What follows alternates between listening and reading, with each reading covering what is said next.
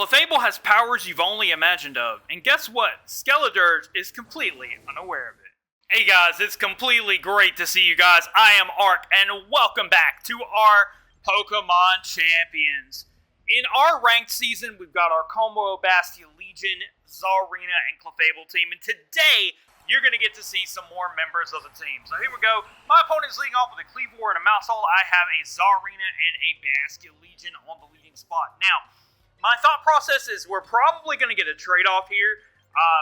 Clefable tends to have sharpness, so it's able to one-hit KO pretty much everything with all of its really strong attacks, like Stone Axe, X-Scissor. Speaking of X-Scissor, Zarina is going to get chopped down to size here. And unfortunately, it's going to go down. But you know what? I'm completely okay with this because, ladies and gentlemen, this is the Bastia Legion that is also still both of them still Ghost type. We're immune to the Population Bomb. We have a special attacking Muddy Water that absolutely destroys Clefable. The trade-off of Clefable for Zarina. Now, Zarina does provide the Queenly Majesty support for priority, but I'll still take Clefable going down, still having now my Como and my Clefable. Why Como? So Como has the soundproof ability, and it's just really, really cool. It's one of those things to set up Clangorous Soul with like redirection from like Clefable and stuff like that. It's just great. Then of course I do have the Last Respects that I can use in the late game key after with Icy Wind support, but I do like my special attacking Bastia Legion. It's definitely not something that you see a lot of the time. Now, to keep in mind, if you are new here, I just want to specify there are all these different playlists for you guys, and I am doing a major overhaul on the channel, so take a look at that coming soon. Basically, there is singles ranked, doubles ranked, the regulation seasons that are also ranked in both doubles and singles, and so on and so forth. Long story short, you get to see pretty much the entire journey of the team from start to finish. I will also try to make longer versions of them, uncut and uncapped. Maybe not now, but definitely in the future. Anyway, you didn't miss too much. You missed my Bastia Legion being slammed and eviscerated and destroyed by this massive hammer. As now Skeledirge comes out here, and like I said in the beginning, he is completely unaware of how powerful Valkyrie is. Let me tell you something. Valkyrie is powerful beyond imagination. Now, at the time of this battle, and at the time of this recording as well, I totally forgot Skeledirge also has Unaware. But the whole thing about it is, the Torch Song, I don't know if Torch Song really, I think we cancel each other out with our Unaware, because the Torch Song continues to go into the Clefable, and it does do a lot for being unaware and being specially defensive, and the special attack race, but I don't have to worry about the special attack race simply because of my own Unaware, but then he doesn't have to worry about my cosmic power boosts.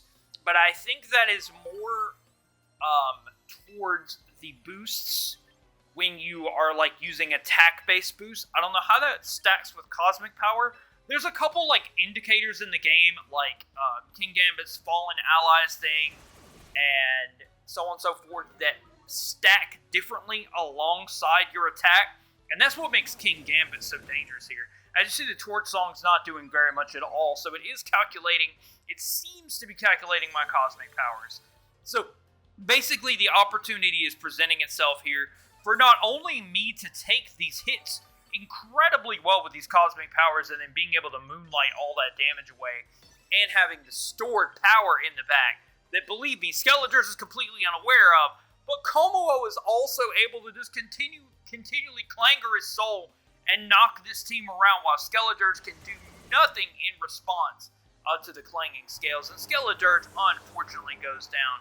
But, like I said, there was stored power in the back, and Daddy Fresca and his Skeledirge were completely unaware. Let's jump into Game 2. Alright, guys, let's jump into Game 2 here.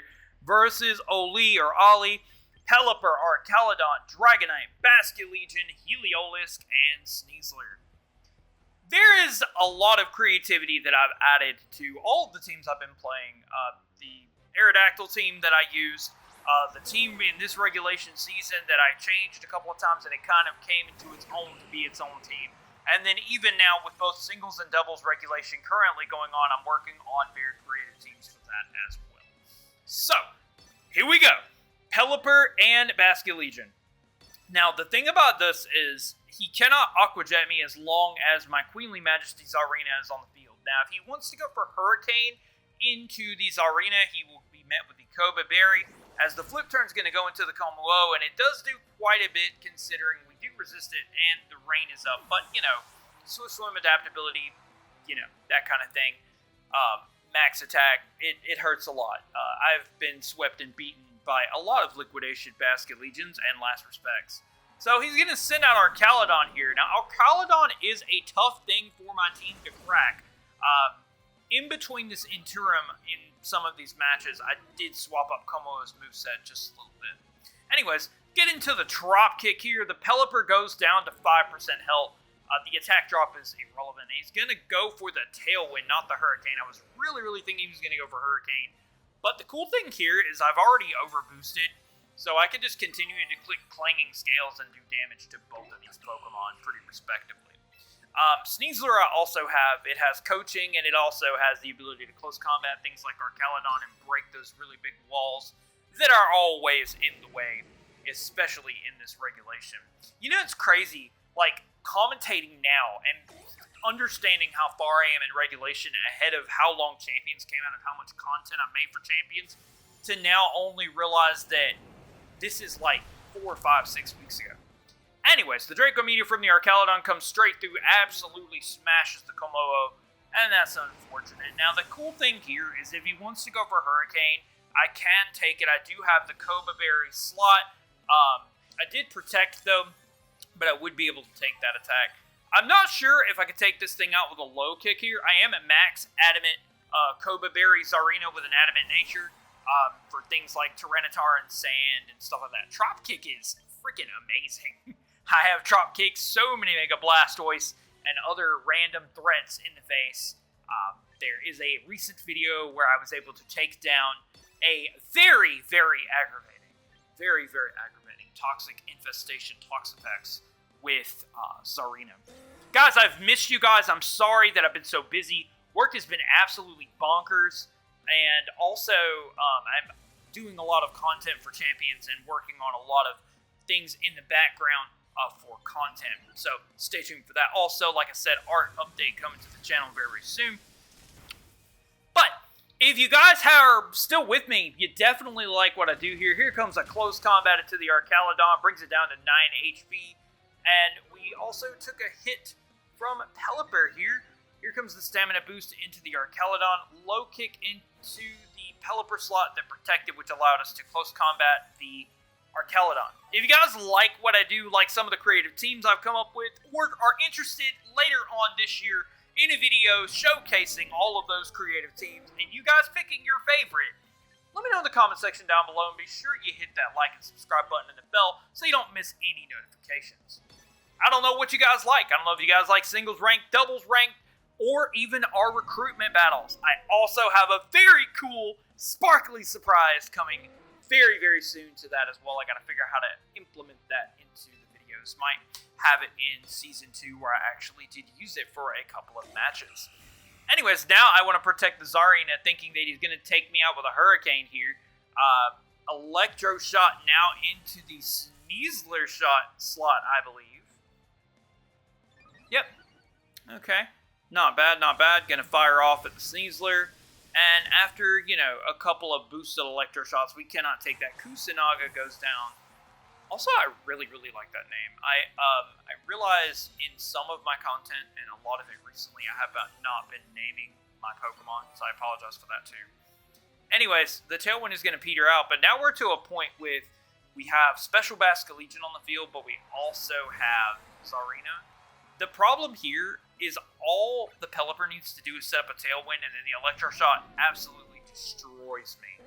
So, I guess this is a complete washout. But I guess I was kind of using it to do an update on, the art, the videos, the content, stuff like that. Also, I have started a playthrough of Dragon Warrior Monsters as well, so I wanted to bring some different monster games to the channel, so working on that as well. And have made a brand new layout for that, for the 4th or 5th episode, whichever one we're on, that has the old layout. Alright, so unfortunately the Electro Shot is going to destroy my little fish. Oh, this is so unfortunate. There are so many times, guys, with the Special Basket Legion, especially in this regulation, that I wish I had Focus Sash instead of the Kebia Berry. And the low kick doesn't even take it out after a couple of staminas. Now, I knew the Trop Kick would be able to take out Pelipper, and also we'd be able to take out our Caledon, but then I'd still have the Basket Legion and something else to deal with, and Last Respects. Now, what's funny, though, is Adamant Trop Kick actually one-shots Basket Legion, so that's another calculation I put into all of the team building that I've done with these teams. I've really fallen in love with Zarina, and it's kind of crazy because I want you to know I've never actually played Alola, but I think this summer I might visit Alola. I think it's definitely time to take a vacation. But I want to get through these regulations, and I want to get through some of these tournaments. As of recording this, it is May 27th. June 7th, I think, or June 5th, whatever the next big singles competition is. It's why I'm practicing singles a lot and getting ready for that team. Also, the thing that I like about Zarina is it also has triple axle for things like Dragonite. However, the double dragon core is just something I cannot break at this point in the game. So that is a double dragon loss. Double Ds. I get a D rank for my playability. Oh, and it's Mega too, you know, because why not? And to add insult to injury, it's shiny. So I just feel really stupid. The only competition I've not played in with Champions was the warm-up challenge, but I plan on giving you guys more Champions content and other content, so stay tuned, and I'll see you sooner